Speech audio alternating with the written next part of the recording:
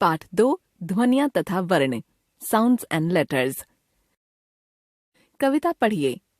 गाड़ी करती छुक छुक छुक, धुआं उड़ाती फुक फुक फुक, छुक छुक करती भागती जाती, सी सीटी खूब बजाती। इस कविता में छुक छुक छुक, फुक फुक फुक शब्द आए हैं।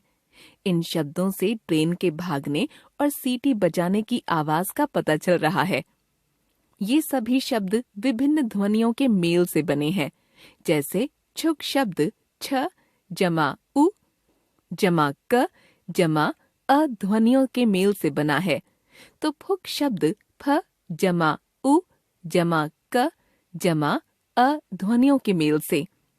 इस तरह यह कहा जा सकता है कि भाषा के शब्द विभिन्न ध्वनियों के मेल से बनते हैं। इन ध्वनियों का संबंध मौखिक भाषा से होता है। लिखित भाषा में इन्हीं ध्वनियों के लिए कुछ लिखित चिन्ह बना लिए जाते हैं। ध्वनियों को लिखकर व्यक्त करने के लिए जो लिखित चिन्ह बना लिए जाते हैं उन्हें वर्ण कहते हैं। अतः ध्यान रखिए, ध्वनियों का संबंध भाषा के मौखिक रूप से होता है तथा वर्णों का संबंध भाषा के लिखित रूप से। ध्वनियों के प्रकार। ध्वनियां 2 प्रकार की होती हैं। ध्वनि स्वर, व्यंजन। स्वर वाउल्स, जिन ध्वनियों के उच्चारण में वायु बिना किसी रुकावट के मुख से बाहर निकलती है वे स्वर हैं। जैसे अ आ ई उ ऊ री ए आई ओ औ। स्वरों के प्रकार। हिंदी में 3 तरह के स्वर पाए जाते हैं। संस्कृत से प्राप्त स्वर या परंपरागत स्वर, नव विकसित स्वर तथा विदेशी भाषाओं से आए या आगत स्वर। संस्कृत से प्राप्त या परंपरागत स्वर अ आ ई उ ऊ री ए आई ओ औ। इनमें 4 ह्रस्व स्वर हैं अ ई उ री तथा 7 दीर्घ स्वर हैं आ ई उ ए आई ओ औ। री स्वर के उच्चारण की स्थिति। संस्कृत में री का उच्चारण स्वर के रूप में होता था, पर हिंदी में री का उच्चारण र जमा ई री के रूप में ही होने लगा है। जहाँ तक लिखने की बात है, री स्वर युक्त शब्दों का लेखन संस्कृत की ही तरह री स्वर से ही किया जाता है, जैसे ऋचा, ऋषभ, कृपा, गृह, पृष्ठ आदि। कुछ और जानें। हिंदी में री तथा री वाले शब्दों के उच्चारण में कोई अंतर नहीं रह गया है। नव विकसित स्वर। इसके अंतर्गत नासिकीकृत स्वर, नेजलाइज्ड वाउल या अनुनासिक आते हैं। अन्य नासिक्य ध्वनियों की ही तरह इनके उच्चारण में भी वायु मुख के साथ साथ नाक से बाहर निकलती है। अनुनासिक को लिखकर व्यक्त करने के लिए 2 चिन्ह या वर्ण बनाए गए हैं, बिंदु तथा चंद्र बिंदु। बिंदु तथा चंद्र बिंदु लगाने के नियम। जिन स्वर वर्णों की शिरोरेखा के ऊपर स्थान खाली रहता है, अर्थात मात्रा चिन्ह का कोई भी अंश नहीं रहता, उनके ऊपर चंद्र बिंदु लगाया जाता है, जैसे चांद, गांव, सांच, भांग आदि। जिन स्वर वर्णों की शिरोरेखा के ऊपर मात्रा चिन्ह का अंश रहता है, तो उन वर्णों के ऊपर बिंदु लगाया जाता है, जैसे भैंस, चोंच, गोंद, मैं आदि। आगत स्वर। हिंदी में विदेशी भाषाओं से अनेक शब्द जैसे कॉफी, डॉक्टर, ऑफिस आदि आ गए हैं।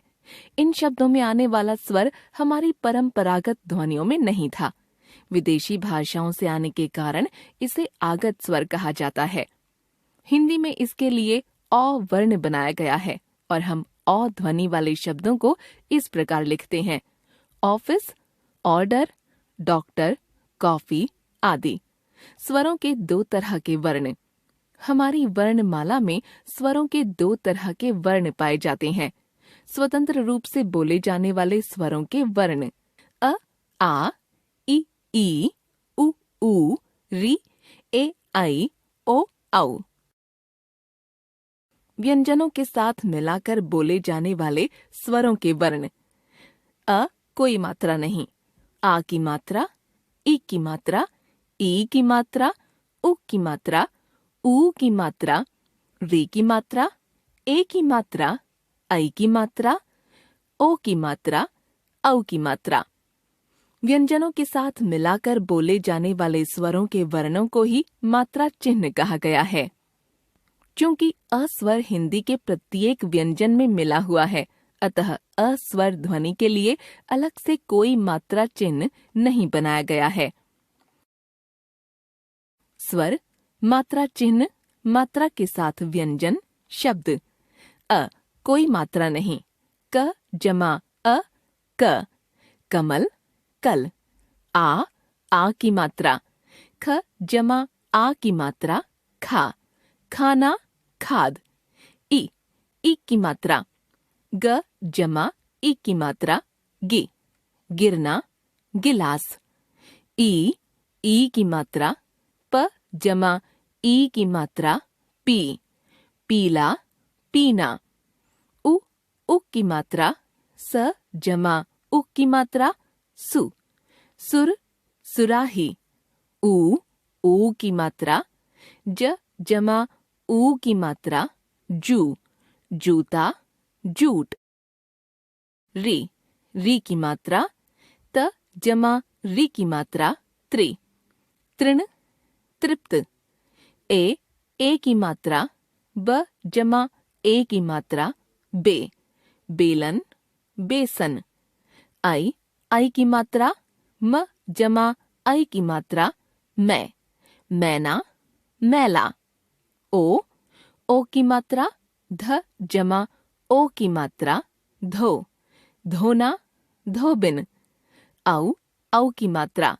न जमा औ की मात्रा, नौ। नौका, नौकर। व्यंजन, कॉन्सोनेंट्स। जिन ध्वनियों के उच्चारण में ओठ अथवा जीभ द्वारा मुख से बाहर निकलने वाली वायु के रास्ते में मुख के विभिन्न स्थानों पर रुकावट उत्पन्न की जाती है, वे व्यंजन कहलाते हैं। व्यंजनों का उच्चारण हमेशा किसी न किसी स्वर की सहायता से ही होता है। व्यंजनों के प्रकार। स्वरों की ही भांति हिंदी में 3 तरह के व्यंजन पाए जाते हैं। संस्कृत से प्राप्त या परंपरागत व्यंजन, नव विकसित व्यंजन तथा आगत व्यंजन। आइए इनके विषय में जानते हैं। परंपरागत व्यंजन। हिंदी में क से लेकर ह तक 33 परंपरागत व्यंजन हैं, जो संस्कृत से प्राप्त हुए हैं। इनके उच्चारण से आप परिचित हैं। नव विकसित व्यंजन। हिंदी में ट वर्ग के व्यंजनों के अंतर्गत 2 नए व्यंजन विकसित हुए हैं, जो संस्कृत में नहीं थे। ये हैं ड़ तथा ढ़। इनका विकास ड तथा ढ से हुआ है। उदाहरण, लड़का, घोड़ा, बूढ़ा, मूढ़ा आदि। आगत व्यंजन। ये व्यंजन आगत स्वर की तरह विदेशी भाषाओं के शब्द आ जाने के कारण हिंदी में विकसित हो गए हैं। इन व्यंजनों के लिए हिंदी की मानक वर्तनी में परंपरागत वर्णों के नीचे बिंदु, नुक्ता लगाकर नए वर्ण भी बना लिए गए हैं। ये हैं ज तथा फ। उदाहरण, जमीन, सजा, दरवाजा, फकीर, फरार, फीस आदि। महत्वपूर्ण व्यंजन और उनका लेखन। अनुस्वार। यह एक ऐसा नासिक्य व्यंजन है जिसका उच्चारण स्वतंत्र रूप में नहीं किया जाता। इसको लिखकर व्यक्त करने के लिए बिंदु चिन्ह बनाया गया है। वर्णमाला में इसे अंक के रूप में दिखाया जाता है। हिंदी में इसका उच्चारण शब्द में 2 स्थानों पर किया जाता है। शब्द के अंत में। शब्द के अंत में आने पर इसका उच्चारण म के रूप में किया जाता है, जैसे स्वयं। शब्द के बीच में।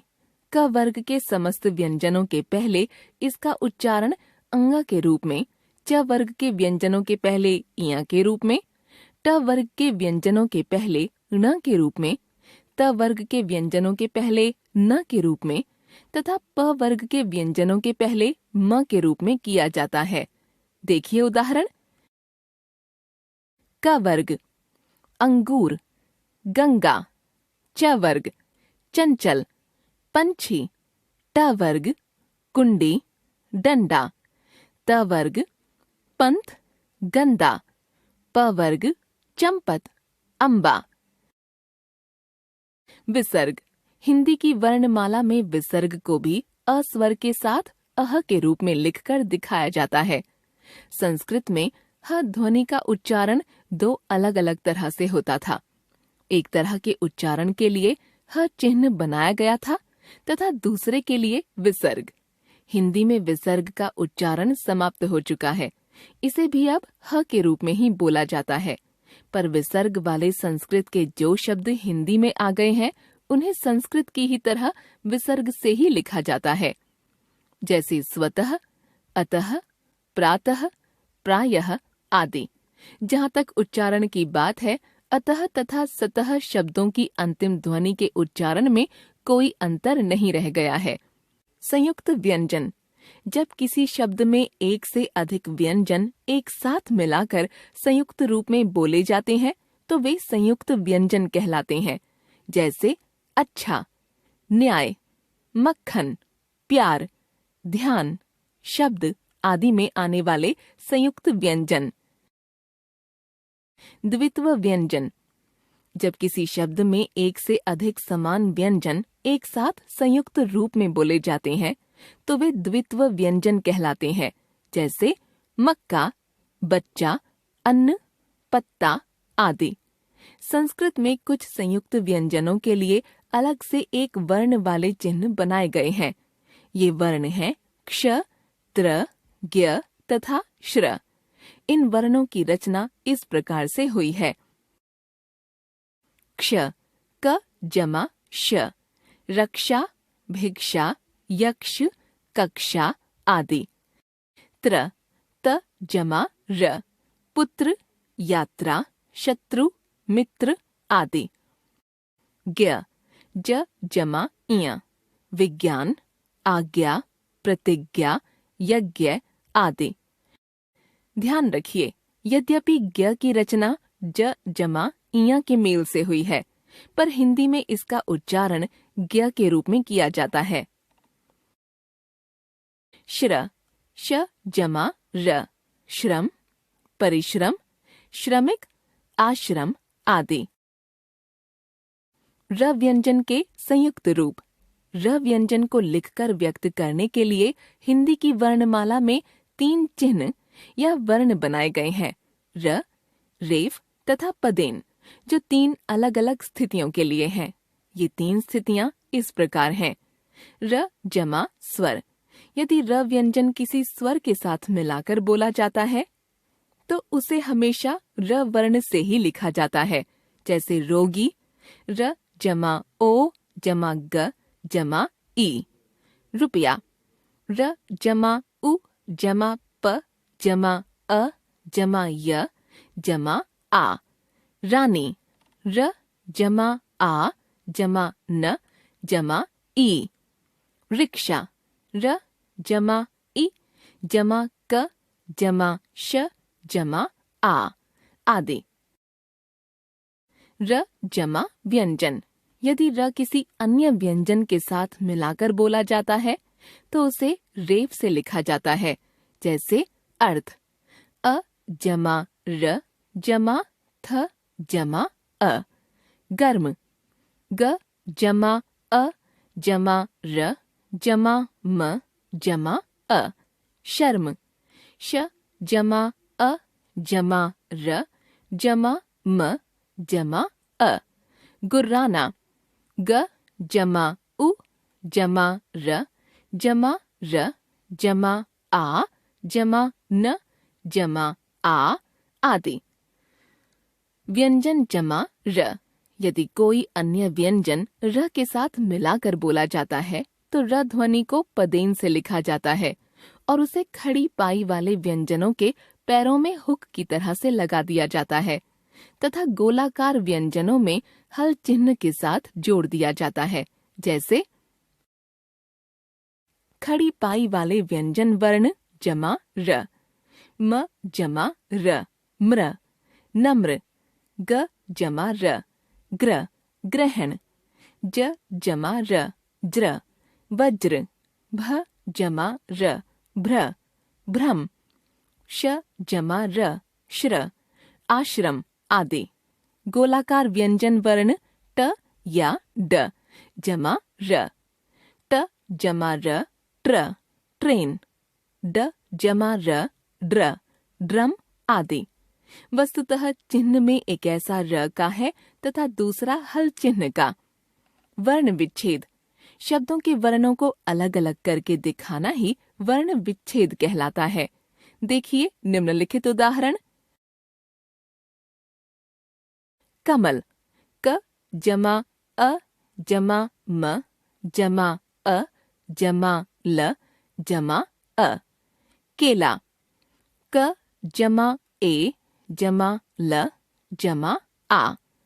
अनार, अ जमा न जमा आ जमा र जमा अ। पपीता, प जमा अ जमा प जमा ई जमा त जमा आ।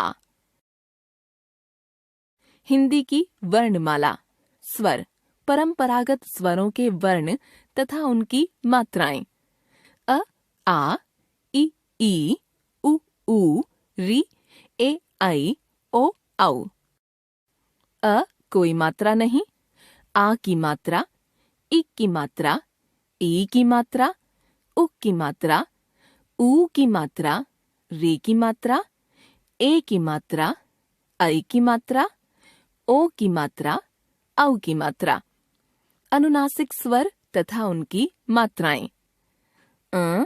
आ इ ई उ ऊ ए ओ औ। आगत स्वर तथा उसकी मात्रा। औ की मात्रा। व्यंजन, परंपरागत व्यंजनों के वर्ण। मौखिक व्यंजन विसर्ग अह। नासिक्य व्यंजन अनुस्वार। क वर्ग क ख ग घ अंग। च वर्ग च छ ज झ इया। ट वर्ग ट ठ ड ढ ण। त वर्ग त थ द ध न। प वर्ग प फ ब भ म। य र ल व श श स ह। आगत व्यंजनों के वर्ण ज फ। नव विकसित व्यंजनों के वर्ण ड़ ढ़। हमने सीखा उच्चरित ध्वनियों के लिए बनाए गए लिखित चिन्ह वर्ण कहलाते हैं। ध्वनियां दो तरह की होती हैं, स्वर तथा व्यंजन। हिंदी में 3 तरह के स्वर तथा 3 ही तरह के व्यंजन पाए जाते हैं, परंपरागत, नवविकसित तथा आगत। अनुनासिक नासिकीकृत स्वर हैं तो अनुस्वार नासिकीकृत व्यंजन।